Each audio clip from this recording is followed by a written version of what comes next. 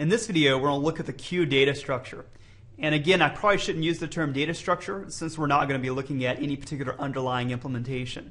So if we're not looking at any underlying implementation and just talking about the operations associated with something, then we should be referring to it as an abstract data type and not as a data structure. But hopefully, since I make that distinction or that disclaimer at the beginning of the video, even though I use the term data structure, that you'll know the difference.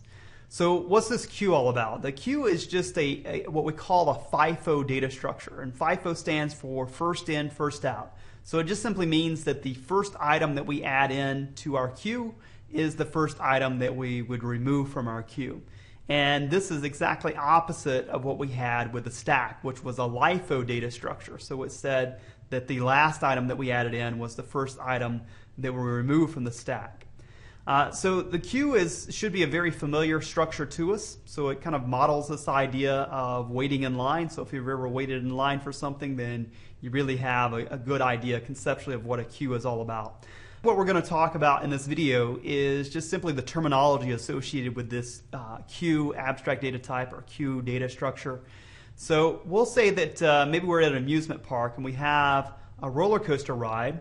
And right now we have some people that are currently riding this ride, and we have a line, and right now our line is empty. So we could say that our queue for this ride is currently empty. Or we could say the size of the queue is 0. And then all of a sudden we have a lady that comes up and she gets in line for this ride.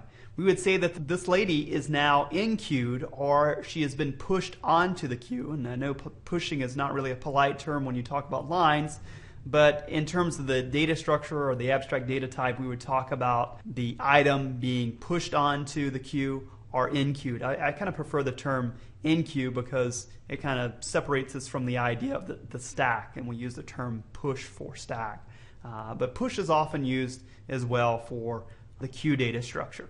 So this woman here represents what we call the front of the queue or the head of the queue, and she also represents, since she's the only person in the queue, the tail or the back of the queue.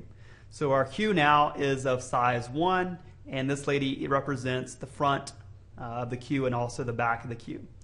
And then we could have someone else. So maybe we have a gentleman that comes along and he's interested in riding the roller coaster as well, and we would say that he has now been in-queued. So this now changes the size of our queue from 1 to now 2. We have 2 people that have been in-queued, and this lady is now no longer the back of the queue. She's still the front of the queue, and we could also say she's the head of the queue.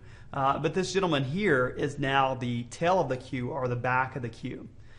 And then we could have maybe another person that comes along and he gets in-queued. So we did another in-queue operation here. And for whatever reason, he has a microphone. So maybe he's singing or talking to people on a loudspeaker. But he's been in-queued, and he now becomes the tail of the queue or the back of the queue. The lady here is still the front of the queue or the head of the queue. And this gentleman here really doesn't have, a specific name. He's just in the middle somewhere. So with the queue data structure, you'll usually have an operation that allows you to access the head or the front of the queue, and you'll have an operation that allows you to access the tail or the back of the queue. But you don't have any mechanism to be able to access anything in the middle of the queue. So let's add one more person to our queue. So we'll push on or in-queue one more person. And so we now have a queue that's of size 4. The lady is still at the front of the queue, and this gentleman here that we just in-queued is now at the tail of the queue. So what we've seen here is that every time that we do an in-queue operation, we in-queue the new thing at the end or at the tail or at the back. And that is a restriction or a constraint with the queue data structure, is that any item that we're in-queuing or adding on has to be added on to the tail. We cannot add something to the middle. We cannot add something to the front. It has to be added to the tail of the queue. So now that we have these 4 people in our queue, so we have a queue of size 4, let's look at doing the operation of removing someone from a queue, and that's what we call dequeuing. And dequeuing only occurs at the front or the head of the queue. So again, this is a first in, first out data structure. So the first person that was in line here will be the first person that's dequeued. And we can imagine them being dequeued from this line and being able to get on the ride. So I'm going to say that this lady here is now being dequeued. So now that she's been dequeued, this gentleman here now becomes the head of the queue. So if there's more space on the ride for him to get on, then he can be DQ'd. So we can imagine him being DQ'd. Again, every time we do a DQ operation, it has to happen at the head of the queue. So now this gentleman here with the microphone is now at the front or the head of our queue. So that's pretty much what's going on with the queue in terms of the operations. Typically we can get to the front of the queue with a particular operation, we can get to the tail of the queue, we can do in-queuing, which occurs at the tail, we can do dequeuing, which occurs at the head, we can get the size, and we can also usually test for empty. So in terms of uses for the queue, certainly as we've seen here, we can simulate waiting lines.